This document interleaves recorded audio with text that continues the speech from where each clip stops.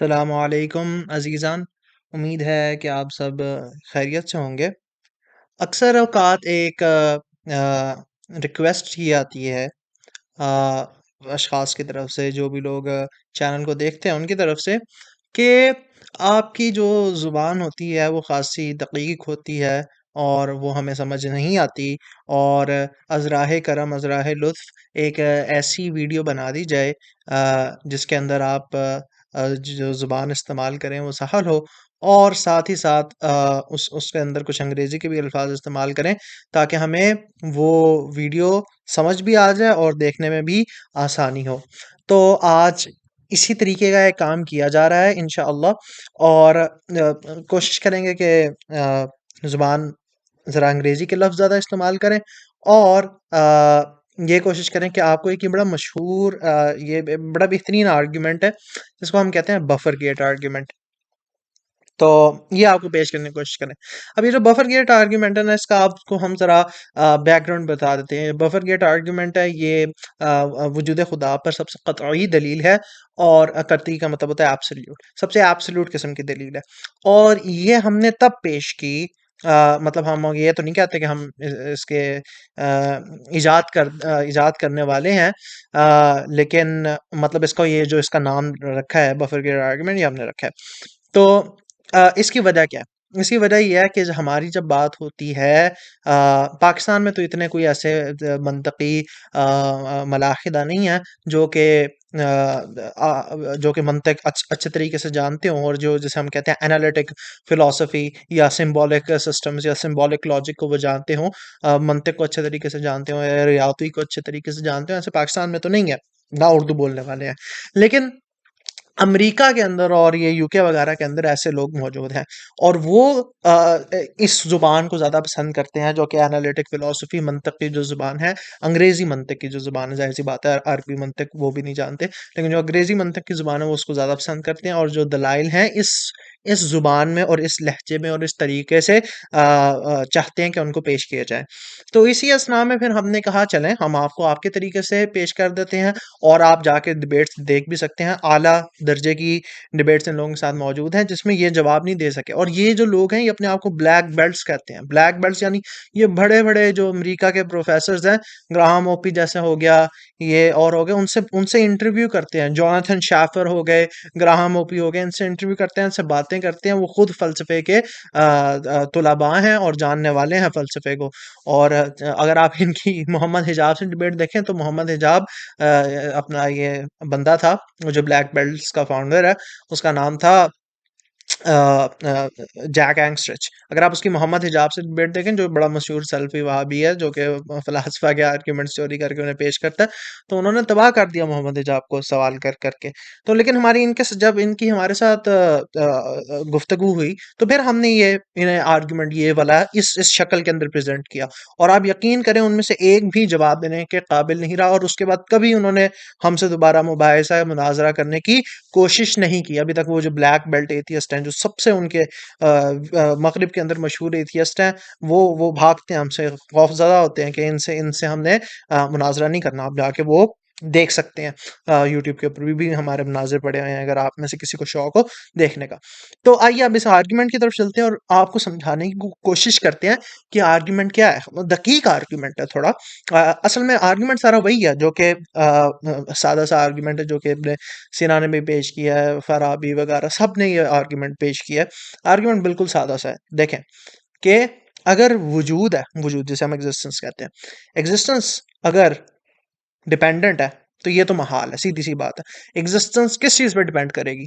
पूरी existence as a कुल, as a universal reality किसी चीज़ पे डिपेंड नहीं कर सकती, क्योंकि जो भी चीज़ एक्जिस्टेंस से बाहर होगी वो नॉन एक्जिस्टेंस है, और नॉन एक्जिस्टेंस पे कोई चीज़ डिपेंड कर नहीं सकती। ठीक हो गया? तो एक्जिस्टेंस खुद तो इंडिपेंडेंट है, ये तो मुसल्लिमा बात है। क्योंकि ये वरना कॉन्ट्ररीज़ को आपको इम्प्लाई करना पड़ेगा, जो वैसे ही लॉजिकली इम्पॉसिबल है। अब अगर कोई भी ये बंदा कहता है ना कि देखें आप तो भाई आर्म चेयर पे बैठ के आपने तो बस ये दिमागी जमा खर्च है वगैरह-वगैरह। ओ भाई, उससे हम कहेंगे मंतिक के कवानीन से ये बात साबित है। कॉन्ट्ररीज़ इम्प्लाई नहीं कर सकते। अब तुम मंतिक का रद्द कर दो, ठीक है? ये कह दो कि कोई चीज़ हो भी सकती है, नहीं भी हो सकती, एक ही वक़्त में एक ही तरीके से। तो ऐसा नहीं होता। एक चीज़ या तो सच है या सच नहीं है। कोई तीसरी ऑप्शन तो नहीं है ना इधर। तो ये बात है, अगर या तो आप मंतिक का रद्द कर दो, फिर मंतिक भी गई, फिर साइंस भी गई, फिर हर चीज गई, फिर आपको कुछ पता ही नहीं है। फिर आपको अगर आप ये कहो ना कि मुझे कुछ नहीं पता, फिर आपको पता भी है और नहीं भी पता, क्योंकि आपने लॉ ऑफ स्टूडेंट मेडल का रद्द कर दिया। तो आप क्या आप इर्तिफाए नकीज़ान को मान रहे हो या इज्तिमाई नकीज़ान को मान रहे हो, तो ये फिर सारी ये जाहिलाना बातें हैं, इनकी कोई बुनियाद नहीं है। अगर आप ये मानते हो, फिर ये जो आर्ग्यूमेंट है ये इधर से नेसेसरली फॉलो करता है, इसका आपको रद्द करके दिखाना पड़ेगा, क्योंकि इसका रद्द है नहीं। तो अगर वजूद खुद इंडिपेंडेंट है, खुद किसी चीज के ऊपर डिपेंड नहीं करता, तो इससे ये लाजिम आता है कि वजूद के अंदर भी, वजूद में भी कोई ऐसी चीज होनी चाहिए जो इंडिपेंडेंट है, जो किसी चीज के ऊपर और पे डिपेंड नहीं करती अपना वजूद लेने के लिए, बल्कि अपने अंदर ही वजूद रखती है, सेल्फ सस्टेनिंग है, और इसी को हम नेसेसरी एग्जिस्टेंस कहते हैं। अच्छा, अब मैं आर्ग्यूमेंट अंग्रेजी के अंदर पढ़ रहा हूँ, क्योंकि अंग्रेजी में भी ये वीडियो मौजूद है, अगर आप अंग्रेजी के अंदर इस वीडियो को देखना चाहें। तो हम चलते हैं आर्ग्यूमेंट की तरफ और फिर इसको समझने की कोशिश करते हैं। अच्छा, आर्ग्यूमेंट का पहला प्रेमिस ये कहते हैं फॉरगेट आर्ग्यूमेंट। आर्ग्यूमेंट का पहला प्रेमिस ये है कि फॉर एनी एग्जिस्टेंट वाई इधर ए, ये मतलब दो पॉसिबिलिटीज है कि अगर कोई भी आपके पास मौजूद है, फॉर एनी एग्जिस्टेंट वाई, अगर कोई भी आपके पास मौजूद है जो कि वाई है, तो दो पॉसिबिलिटीज हो सकती हैं, या तो ए होगा या बी होगा। ए क्या है? ए का ये मतलब है कि there is another existent x such that f x is equal to e y, where e y is equal to y x. So basically ये बात है कि देखें, आपके पास मौजूद है, उसका नाम वाई है। अब दो ही इम्पॉसिबिलिटीज हो सकती हैं, या तो वाई के लिए एक और कोई मौजूद है जिसका नाम एक्स है, कि अगर एफ एक्स, कि अगर एक्स किसी तरीके से एग्जिस्ट करेगा, एफ के साथ कुछ कंडीशंस एग्जिस्ट करेंगी, तो नेसेसरली उससे यह फॉलो होगा कि ई वाई, कि वाई एग्जिस्ट करता है। जैसे आपको मिसाल देते हैं, जैसे आपके पास एक कुर्सी है, कुर्सी को आप ले ले वाई। अब ये जो प्रोपोजिशन है कि कुर्सी की वजूद रखती है, एक तो जिया है, ये तभी सच होगा जब ये सारी प्रोपोजिशन सच होंगी कि ग्रेविटेशन एग्जिस्ट करती है, मॉलिक्यूल्स एग्जिस्ट करते हैं, मॉलिक्यूल एक पर्टिकुलर फॉर्मुलेशन के अंदर है, फुला फुला फुला फुला फुला। जब ये सारी कंडीशंस फुलफिल होंगी, तब ये प्रोपोजिशन सच होगी कि कुर्सी वजूद रखती है। उसके अलावा ये जो प्रोपोजिशन है कुर्सी वजूद रखती है, ये सच नहीं हो सकती। ठीक है।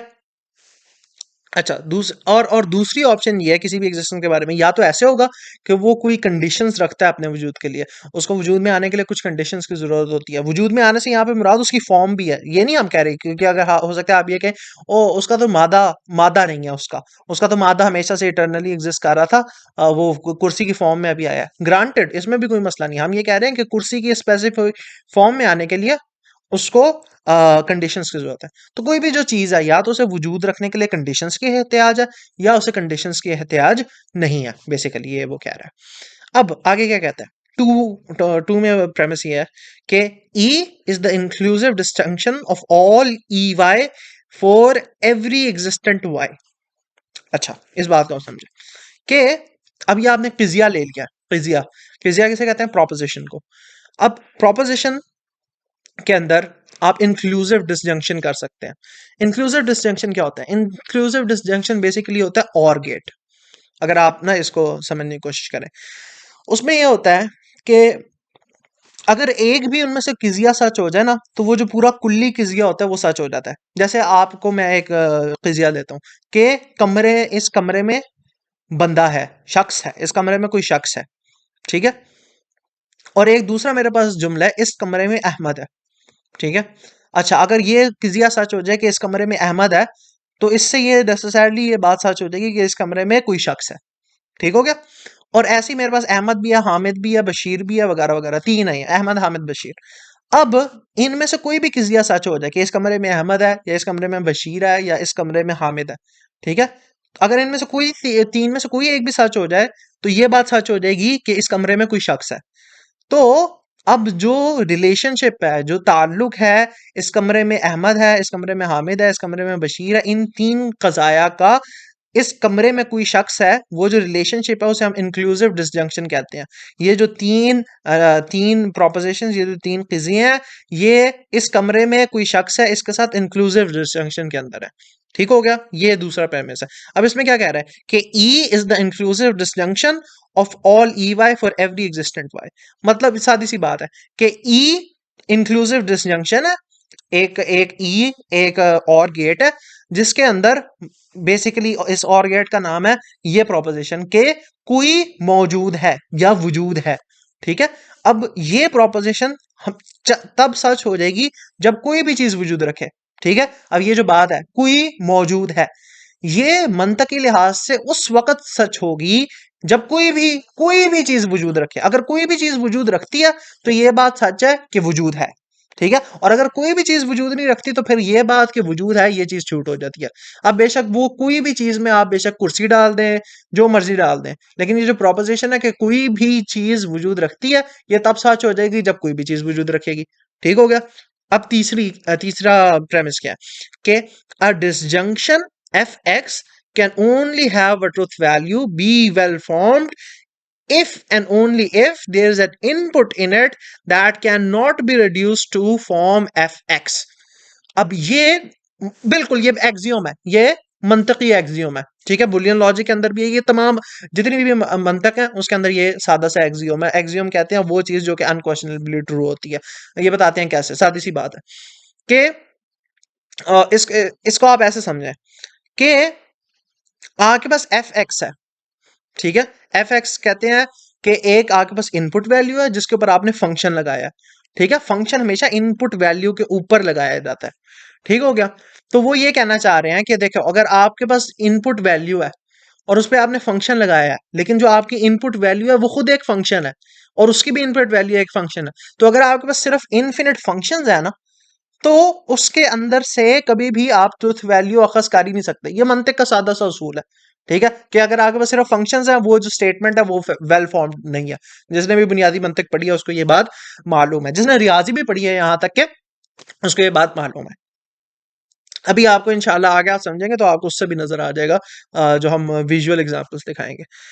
अच्छा जी, अब आगे क्या कहता है, चौथा जो प्रेमिस है कि if all existents are A then E is not a well formed disjunction. ये अगला प्रेमिस है। इफ ऑल एग्जिस्टेंस आर ए, मतलब अगर सारे जो एग्जिस्टेंट हैं, जैसे ए से जो मुराद है ना, वो जो पहले प्रेमिस में हमने कहा था ना एफ एक्स की फॉर्म में, अगर सारे एग्जिस्टेंट एफ एक्स की फॉर्म में है तो फिर ई is not a well formed disjunction. क्योंकि ई तो वेल फॉर्म्ड, कोई भी डिसजंक्शन वेल फॉर्म्ड कब होता है, जब उसके अंदर सारे जो मेंबर्स हो वो एफ एक्स की फॉर्म में ना हो। उनमें से एक मेंबर जरूरी ऐसा होना चाहिए जो सिर्फ एक्स की फॉर्म में हो, एफ एक्स की फॉर्म में ना हो। ठीक है, ये मंतकी बात है। तो अब अगर ई के अंदर सारे एफ एक्स की फॉर्म में हो जाएंगे तो ई तो वेल फॉर्म नहीं होगा, तो फिर तो वजूद वजूद नहीं रख सकेगा। लेकिन अब ये पांचवी बात है, ये हमें बदीही तौर पे मालूम है कि e is a well form disjunction, मतलब वजूद वजूद रखता है।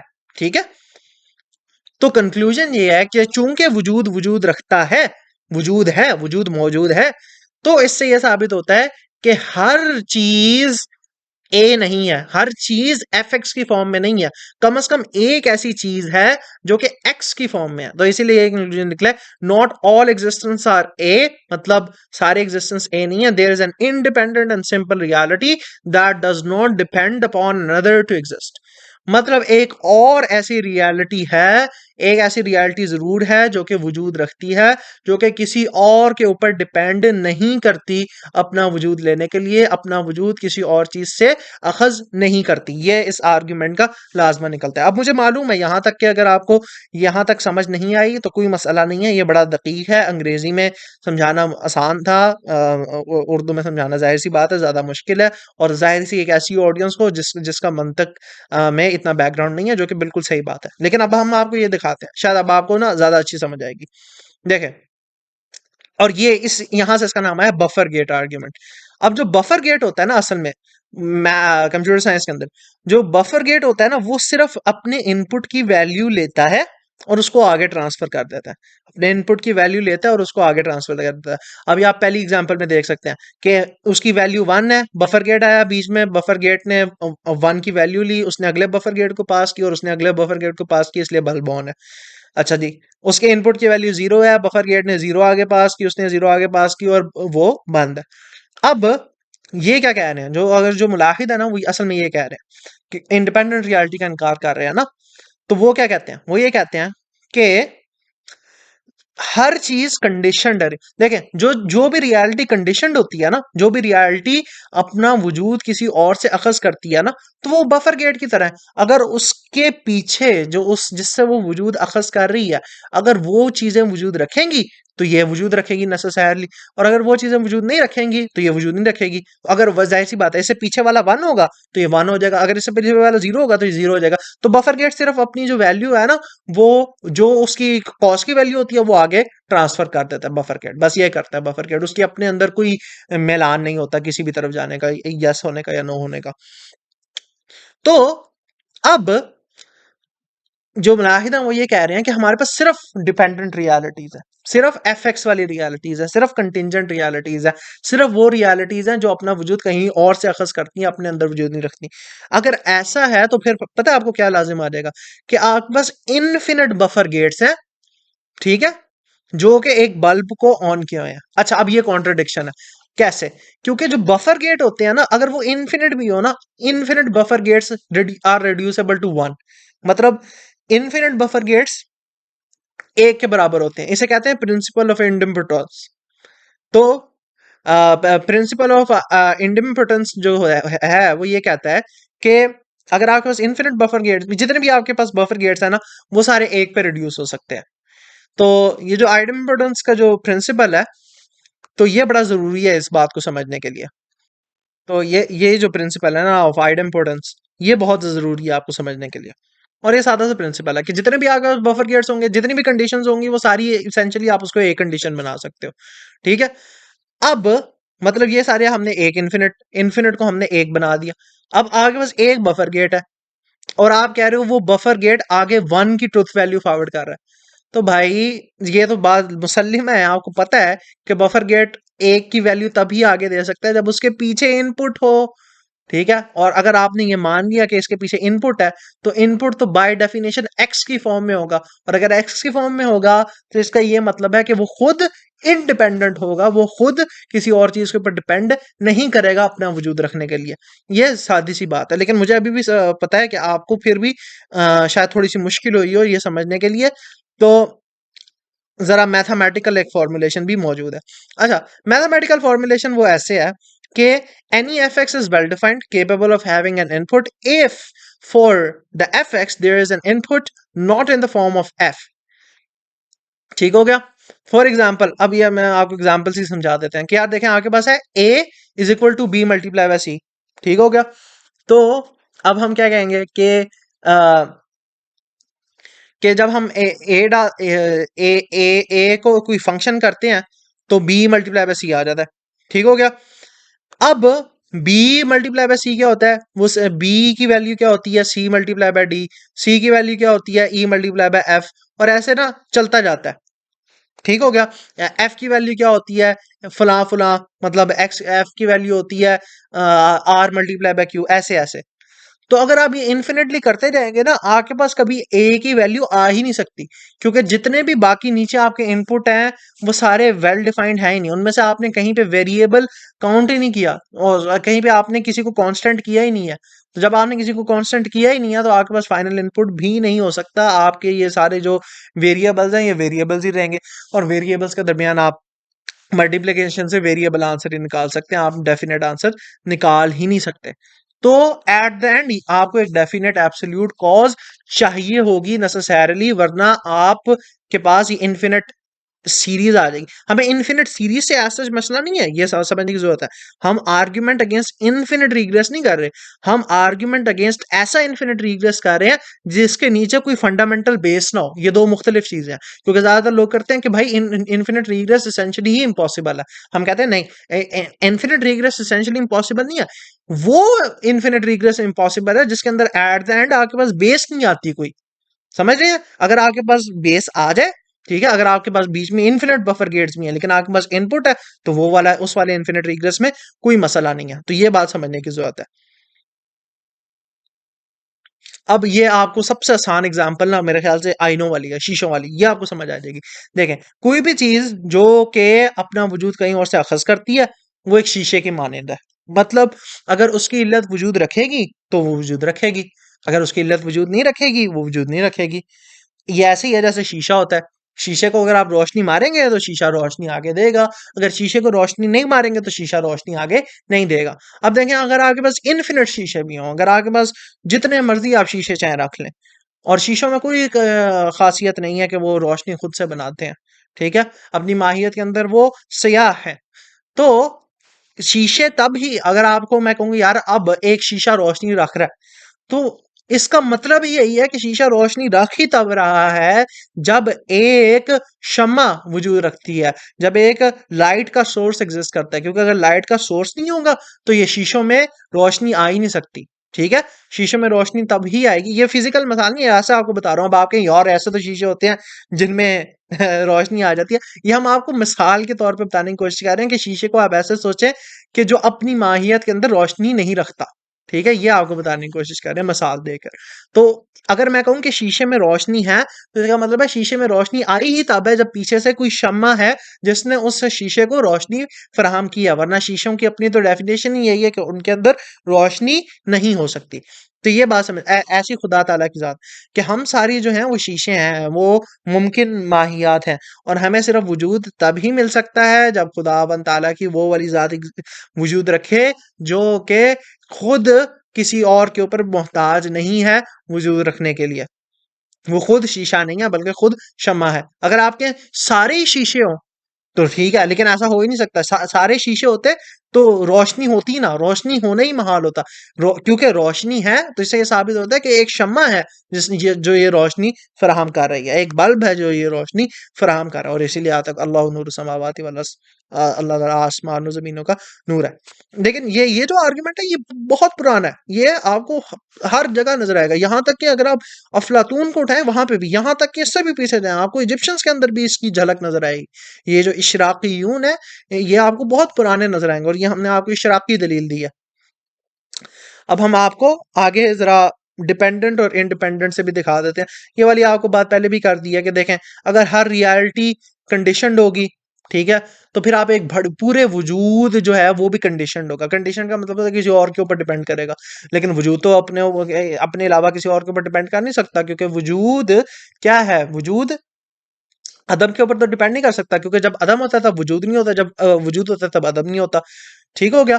तो अगर वजूद है तो इसका मतलब है वो अदम के ऊपर तो डिपेंड नहीं करता।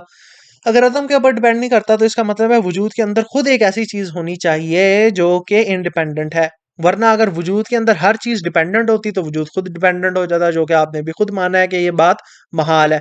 अच्छा, अब आपको इधर से भी ये दिखा देते हैं कि देखें, अगर ये सारे जो डब्बे हैं ये सारे कंडीशनड है, ये सारे डिपेंडेंट है, तो ये जो पूरा बड़ा डब्बा है ये भी डिपेंडेंट हो जाएगा। ठीक हो गया। और फिर इस पूरे डब्बे को ये एहतियाज होगी कि ये इंडिपेंडेंट एग्जिस्टेंस के ऊपर वजूद रखे। ठीक है, क्योंकि खुद जब पूरा डब्बा कंडीशन है, कंडीशन का मतलब ही यही होता है जो किसी और से अपना वजूद अखज कर रहा हो, अपनी माहियत के अंदर वजूद ना रखता हो। तो जब ये सारे इंडिविजुअल डब्बे कंटिजेंट है, तो ये जो पूरा डब्बा है ये बड़े वाला ये भी कंटिजेंट हो जाएगा, ये भी कंडीशनड हो जाएगा, और इंडिपेंडेंट के ऊपर डिपेंड करेगा वजूद रखने के लिए। ठीक है। अब पोटेंशियल्स और एक्चुअल्स का भी ये आर्ग्यूमेंट है, ये भी बड़ा बेहतरीन आर्ग्यूमेंट है। पोटेंशियल वो होता है बेसिकली जो हो सकता हो लेकिन अभी हुआ ना हो। ठीक है। अभी है हम टेम्पोरल सेंस में नहीं बात कर रहे हैं, क्योंकि हम तो कहते हैं कि कायनात जो है वो कदीम है, लेकिन वैसे बता रहे हैं मतलब दिमाग को समझाने के लिए कि पोटेंशियल्स वो होते हैं जो हो सकते हैं लेकिन अभी हुए ना हो। जैसे अभी मैंने मोमबत्ती रखी है, मोमबत्ती में पोटेंशियल है कि ये सिर्फ मोम बन जाए, पिघली हुई मोम बन जाए, लेकिन इसको मुझे गर्मी फराहम करनी पड़ेगी तो ये पिघली हुई मोम बन जाएगी। ठीक है, पोटेंशियल इसमें है, वो एक्चुअलाइज नहीं हुआ। अब पूरे वजूद को देखें, अगर पूरा वजूद ही पोटेंशियल होता, ठीक है, अपनी जात के अंदर पूरा वजूद ही पोटेंशियल है, जितनी भी चीजें वजूद रखती हैं वो सारी पोटेंशियल है, ठीक है, तो पूरा वजूद ही भाई पोटेंशियल हो जाता। अगर पूरा वजूद ही पोटेंशियल हो जाता तो फिर एक्चुअलिटी किधर से आई? एक्चुअलिटी वो होती है फेलियर, मतलब चीजों का होना। तो अगर वजूद में जितनी भी चीजें हैं वो सारी हैं ही पोटेंशियल, तो होना कैसे हुआ? ये जो हम कहते हैं ये चीज है, तो ये कैसे आया? तो होना आ ही तब सकता है जब रियलिटी के अंदर खुद ऐसी कोई चीज हो जो कि पोटेंशियल ना हो, जो कि अनएक्चुअलाइज्ड एक्चुअलाइजर हो, मतलब जो कि किसी और से तो कोई और तो उसे एक्चुअलाइज ना करे, कोई और तो उसे फेलियत ना बख्शे, लेकिन वो खुद अपने अंदर फेलियत महज हो, प्योर एक्चुअलिटी हो, अनएक्चुअलाइज्ड एक्चुअलाइजर हो। यही हम आपको इधर दिखा रहे हैं कि देखें, अगर ये सारे पोटेंशियल होते तो पूरा वजूद पोटेंशियल हो जाता। और किसके ऊपर डिपेंड करता? आदम के ऊपर। लेकिन आदम के ऊपर तो कोई चीज डिपेंड कर नहीं सकती अपने वजूद के लिए। तो इसलिए वजूद के अंदर ही एक ऐसी चीज होनी चाहिए जो कि एक्चुअलिटी है, जो कि फेलियत महज है। सही हो गया। अब अच्छा, एक और आखिरी आर्गुमेंट है जिसे हम सोर्स ऑफ एग्जिस्टेंस आर्गुमेंट भी कह सकते हैं। ये सारे एक ही चीज के आर्गुमेंट है, बस डिफरेंट फॉर्मुलेशंस हैं उसकी। सोर्स ऑफ एग्जिस्टेंस आर्गुमेंट क्या है यार? देखें, इसको आपको ऐसे भी समझा सकते हैं कि देखें, आपके पास आप ये डिफाइन करते हैं कि हमारी जो तार है उसके अंदर इलेक्ट्रॉन सिर्फ तब आते हैं जब मैं इसको किसी चीज से कनेक्ट करूं, किसी सोर्स ऑफ करंट से कनेक्ट करूं। ठीक हो गया। अब और आपके पास इन्फिनिटली लंबी तार है, ठीक है, और आप ये कहते हैं कि उसके हर इसमें ये बात सच है, उसके हर जर्रे के बारे में ये बात सच है कि वो सोर्स ऑफ करंट से डायरेक्टली कनेक्टेड नहीं है। तो इसका क्या मतलब है? पूरी तार डायरेक्टली कनेक्टेड है ही नहीं सोर्स ऑफ करंट से। तो इसका क्या मतलब है कि उसके अंदर करंट हो ही नहीं सकता। तो अगर किसी तार के अंदर करंट है तो इसका मतलब है कि सोर्स ऑफ करंट से कनेक्टेड है। ये ऐसी सोर्स ऑफ एग्जिस्टेंस आर्ग्यूमेंट है कि अगर आप कहें कि चीजें दो तरीके से एग्जिस्ट कर सकती हैं, या तो वो सोर्स ऑफ एग्जिस्टेंस से डायरेक्टली कनेक्टेड है, या तो वो सोर्स ऑफ एग्जिस्टेंस से इनडायरेक्टली कनेक्टेड है। ठीक है। अगर वो चीजें सोर्स ऑफ एग्जिस्टेंस से डायरेक्टली कनेक्टेड है तो अ, फिर एक एक चीज ऐसी जरूर होनी चाहिए जो डायरेक्टली सोर्स ऑफ एग्जिस्टेंस से कनेक्टेड है। ठीक हो गया। तो और अगर ऐसा नहीं है तो फिर आपके पास इन्फिनिटली लॉन्ग चेन है जिसमें से कोई भी सोर्स ऑफ एग्जिस्टेंस से कनेक्टेड नहीं है। अगर कोई भी सोर्स ऑफ एग्जिस्टेंस से कनेक्टेड नहीं होगी तो वजूद रखेगा ही नहीं वजूद। तो जो सोर्स ऑफ एग्जिस्टेंस से कनेक्टेड है, ये लाजिम है कि अगर वजूद है तो एक तार में ऐसा कोई हिस्सा जरूर है जो कि सोर्स ऑफ एग्जिस्टेंस से कनेक्टेड है, बल्कि वही सोर्स ऑफ एग्जिस्टेंस खुद है। यहाँ पे आइन है सोर्स ऑफ एग्जिस्टेंस है, क्योंकि यहाँ पे वो नेसेसरी है। तो उसको उसको किसी और की मोहताजी है ही नहीं। तो इसे सोर्स ऑफ एग्जिस्टेंस कहते हैं, सोर्स ऑफ एग्जिस्टेंस आर्ग्यूमेंट इसे कहते हैं। तो ऐसे भी वाजिबुल वजूद का जो वजूद है वो साबित होता है। तो एट द एंड ये आप दोबारा देख सकते हैं कि अब आपके पास तीन ऑप्शंस हैं। पहला है कि ये सोर्स ऑफ एग्जिस्टेंस जो आप वन देख रहे हैं ये वजूद रखेगा, जो कि खुद अनलिमिटेड है। तो बाकी आगे चीजें जो हैं सारी वो लाइट अप हो जाएंगी, वजूद रखेंगी। ये तो सही है। अगर जीरो होगा तो तब भी सही है, जीरो होगा तो जीरो होगा। लेकिन यहाँ पे कोई आपने अमर बैनुल अमरैन बीच वाली चीज निकाल रही है कि भाई ना जीरो है ना वन है, लाइटें भी जल रही हैं और पीछे सोर्स भी कोई नहीं है। तो ये मसले वाली बात है। इस वजह से जो फिलासफे हैं वो कहते हैं कि ये जो बात है कि हर चीज का कंटिंजेंट है, ये चीज महाल है। इसलिए नेसेसिटी एग्जिस्टेंस का जो वजूद रखना है वो लाजमी है। और ये नेसेसिटी एग्जिस्टेंस जाहिर सी बात है एब्सोल्युटली सिंपल होना चाहिए, इसका कोई हिस्सा नहीं हो सकता, कोई पार्ट नहीं हो सकता। मादे से जाहिर सी बात है फिर ये मुबर्रा होगा, इसके अंदर कोई तब्दीली नहीं आ सकती। ये हकीकतुल वजूद है, मतलब हकीकत है वजूद की बुनियाद है, वजूद का मंबा है। और जैसे कहते हैं नूर समावाती वल अर्द है, मतलब जितनी भी चीजें हैं वो इसके वजूद की वजह से, इसके वजूद की तजल्लियात व मज़ाहिर है। ठीक है।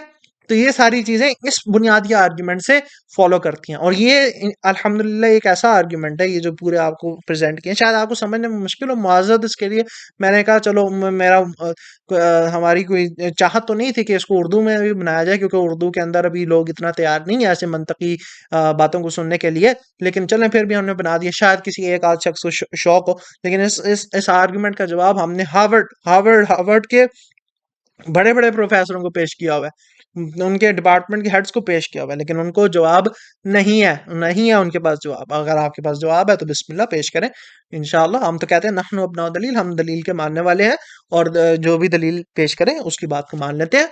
तो उम्मीद है कि आपको ये वीडियो पसंद आई हो, और जो आपके अक्ली दोस्त हैं जो जहाँ मर्जी से ताल्लुक़ रखते हो, और उनसे आप ये वीडियो शेयर करें। उम्मीद है आपको ये बात पसंद आई होगी। तब तक अगली बार तक के लिए अल्लाह हाफिज़। वमा अलैना इल्लल बलागुल मुबीन।